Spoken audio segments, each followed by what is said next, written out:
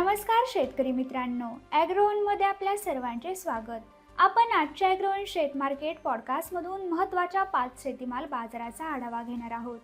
आज आपण सोयाबीन, कापूस, मोसंबी, तूर आणि मका पिकाच्या बाजाराची माहिती घेणार आहोत। आंतरराष्ट्रीय बाजारात आज सोयाबीन आणि सोयाबीनच्या भावात सुधारणा दिसून आली। सोयाबीनचे भाव आज दुपारपर्यंत $10.25 प्रतिबुशेल्सवरती होते, तर सोयाबीनचे वायदे $327 प्रतिबुशेल्सवरती होते। देशातील बाजारात मात्र सोयाबीनचा भाव स्थिर होता। सोयाबीनला आज 4000 ते 4500 रुपयांच्या दरम्यान भाव मिळाला, तर प्रक्रिया प्लांटचे भाव आजही 4600 ते 4775 रुपयांच्या दरम्यान होते। सोयाबीन बाजारात आणखी काही दिवस चढउतार दिसू शकतात, असा अंदाज सोयाबीन बाजारातील अभ्यासकांनी व्यक्त केला। देशात आणि आंतरराष्ट्रीय बाजारात आज दुपारपर्यंत कापसाच्या वायद्यांमध्ये काहीशी नरमाई दिसून आली। कापसाचे वायदे आंतरराष्ट्रीय बाजारात आज दुपारपर्यंत 70 सेंट प्रति पाऊंडच्या दरम्यान होते, तर देशातील वायदे 59,120 रुपये प्रतिखंडीवर होते। बाजार समित्यांमध्ये मात्र भाव स्थिर आहेत। बाजार समित्यांमध्ये कापसाला आजही 6,900 ते 7,500 रुपयांचा भाव मिळाला।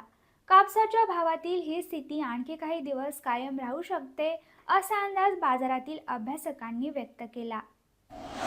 मोसंबीचा नवा हंगाम आता सुरू झाला। बाजारात नव्या मोसंबीचा माल सुरू झाला आहे, पण नुकत्याच झालेल्या पावसाने राज्यातील मोसंबी पट्ट्याला चांगले झोडपून काढले, त्यामुळे मोसंबी पिकाचे नुकसानही मोठ्या प्रमाणात झाले। गुणवत्ता देखील खालावली, यामुळे मोसंबीच्या भावावर दबाव आलाय। सध्या मोसंबीला 3,000 ते 4,000 रुपये प्रति क्विंटलचा भाव मिळत आहे। मोसंबीची आवक पुढच्या काळात आणखी वाढण्याची शक्यता आहे, मात्र पावसाने नुकसान झाल्याने गुणवत्तापूर्ण मोसंबीला चांगले मार्केट राहील, असा अंदाज व्यापारी व्यक्त करत आहेत।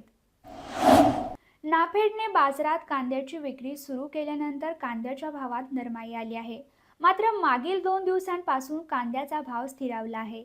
परंतु आजही उच्चांकी भावापेक्षा मार्केट रेट 400 ते 600 रुपयांनी कमी झाला आहे। आजही कांदा मार्केट 3,400 ते 3,900 रुपयांच्या दरम्यान आहे। नाफेडने बाजारात कांदा विक्री सुरू केली तरी बाजारावर फार मोठ्या प्रमाणावर परिणाम होण्याची शक्यता कमीच आहे। कांदा भावात पुढच्या काळात सुधारणा अपेक्षित आहे, असा अंदाज कांदा बाजारातील अभ्यासकांनी व्यक्त केला।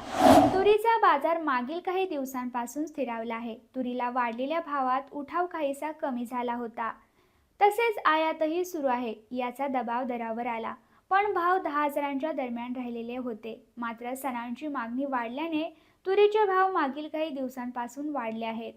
तुरीचा सरासरी भाव 10,000 ते 10,700 रुपयांच्या दरम्यान आहे।